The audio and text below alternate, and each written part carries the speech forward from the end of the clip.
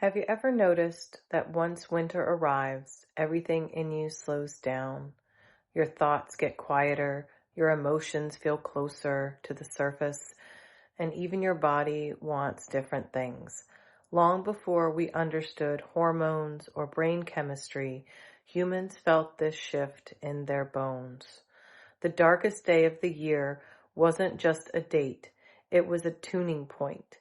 Today we're opening season 1 of the Winter Solstice Code, and we're starting with the question that every culture has asked in its own way. Why does the darkest day matter so much? So Laura, let's talk about it. Absolutely. Let's dive in. I love that we're opening season 1 this way because that quieting down is so universal. The winter solstice has always been this kind of pause, right? It's that moment when the world gets a little darker and we instinctively turn inward. And every culture, in its own way, has found meaning in that darkest day. It's like a cosmic reset. So why does it matter so much? I think it's because it reminds us to honor that cycle of turning inward and finding our own light in the darkness. It's a beautiful starting point. Okay, let's address biology of the darkness first. We start with everything hits your body first. So when there's less light, there's less daytime, we start to get more melatonin earlier, decreased serotonin. You know, we go through all these appetite changes. We want to eat heavier, warmer foods, and just try to conserve more. We may have more dreams. What do you have to say about it, Solara? Yeah, absolutely. And that's a perfect place to start. I mean, our biology really does shift with the darkness. When the days get shorter, our bodies do kick into that mode where melatonin rises earlier, serotonin might dip a bit, and we kind of crave those cozy, heavier foods. It's like the body's natural way of saying, hey, let's slow down and conserve a bit. And dreams? Oh yeah, they can get more vivid because we're often resting more. So all of that is just a lovely reminder that our physical rhythms are tuned into the season. It's not just a metaphor. So I'd say we just honor that and let it be part of the conversation. All right, let's talk psychology next when it comes to winter. So when the body slows down, the mind tends to go inward. How do scientists see it? You know, what is the season of the story? How did that come about?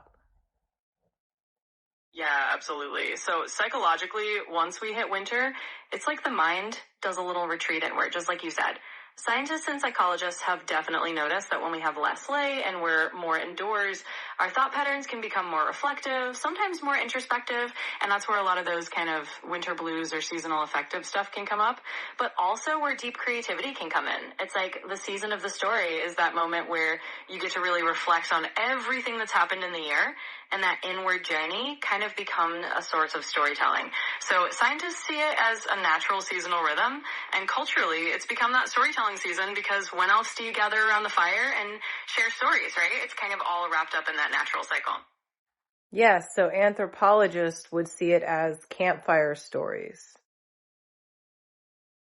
Exactly, you got it. Anthropologists would totally see it as that ancient tradition of gathering around the campfire and telling stories.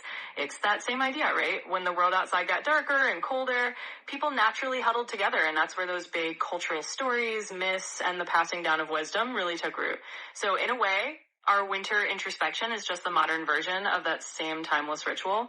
It's all about those campfire stories of our ancestors, just brought into your own lives. So let's talk about the story that the sky tells during solstice. So astronomically, there's less light than any other point in the year. The sun seems to stand still in the sky for 3 days. So what happened there? How did our ancestors interpret that? Oh, I love that question because the sky really does tell a story of its own during the solstice. So astronomically, yeah, The sun kind of hits its lowest point, and for those 3 days, it's like it's pausing, standing still on the horizon. That's actually where the word solstice comes from. It means sun stands still. And our ancestors definitely saw that as a powerful symbol. They interpreted it as this sort of sacred turning point, the darkest moment before the later days. In a lot of cultures, that was a time of both reflection and celebration, because it meant that even though you were in the darkest point, the days were about to start getting longer again. So they saw it as this moment of rebirth and renewal. And that's kind of the story the sky tells us, that even in the stillness, there's a promise of light returning. Okay, so let's talk about elements and how winter is seen. So winter is associated with the element of water, which is associated with depth and memory and stillness and potential. So we tend to go inward, conserve energy, and hold without releasing sometimes.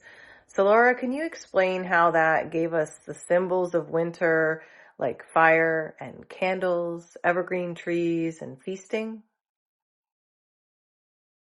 Absolutely. And I think that ties it all together beautifully. So winter being linked to the element of water really is all about that depth, stillness, and potential that you mentioned. It's like nature's way of saying, okay, let's gather everything inward and just hold on to that energy. And because of that, humans have always felt this natural need to bring a little light and warmth into that darkness. So that's where symbols like fire, candles, evergreen trees, and feasting come in. They're like these symbols of life and warmth that we hold on to during the coldest, darkest time. Lighting candles or having a fire is kind of our way of saying we still have light in the dark. And evergreens are this symbol of life that doesn't fade, even in winter. And of course, feasting is just that way of celebrating and sharing warmth and abundance, even in the cold season. So it's really all these elemental symbols that help us navigate and honor winter's energy. Great. So let's talk about the spiritual side of winter and what it teaches us. Like we shouldn't fear the darkness. There's creation in the darkness. How does this really translate to us spiritually? Yeah, absolutely. I think the spiritual side of winter is such a rich topic because it really does teach us not to fear the darkness. In a spiritual sense, winter is that season that invites us to go inward and find that even in the darkest times, there's a kind of creation happening beneath the surface. It's like the darkness isn't just empty, it's fertile, it's full of potential, it's the womb of new beginnings. So spiritually, winter is often seen as this time of going into that inner stillness and trusting that something is gestating, even if we can't see it yet. It's a reminder that creation often starts in the dark and that the quiet inward moments are just as important as the outward visible ones. So in a way, spiritually, winter teaches us to embrace that darkness as a space of growth and to trust that the light will return. Great. So, in current times, we're talking about the story of the sky. We're talking about how a water element affects us, but we're in current times. We're long past hunter-gatherer days. We've got electricity. We've got stores. We've got heat. We don't need campfires for warmth anymore. We're not migrating. Why are we still so sensitive to all this? We get cravings and energy dips. And it kind of shapes our whole year. You think January, we start our New Year's resolutions. Can you tell us why, even with all the technology we have now, that, the winter solstice and the seasons still affect our biology so heavily?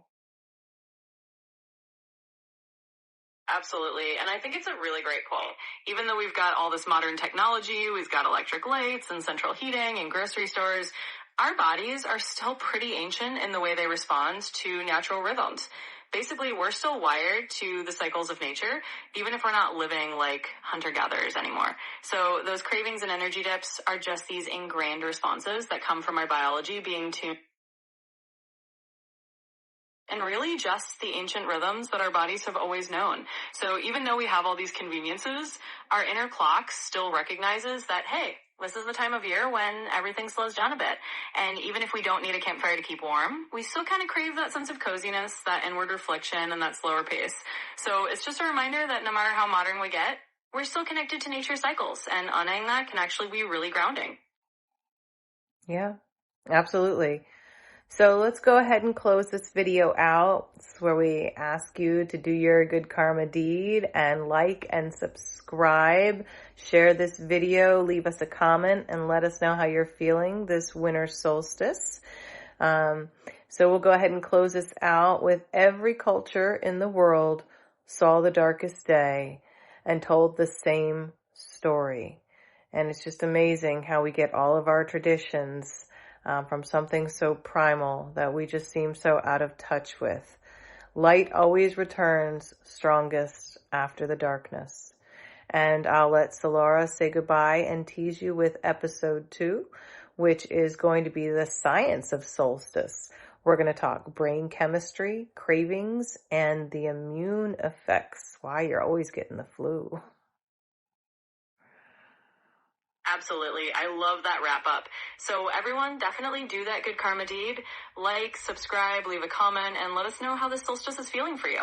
And as we close out, just remember, every culture really has found meaning in that darkest day, and it's kind of incredible how all these traditions come from something so primal. The light always comes back, and that's a beautiful thing to remember. And yes, in our next episode, we're going to dive into the science of solstice. We'll talk all about what's going on in your brain, why you're craving what you're craving, and even why you might catch the flu a little easier this time of year. So stay tuned, and we'll see you in episode 2. Bye.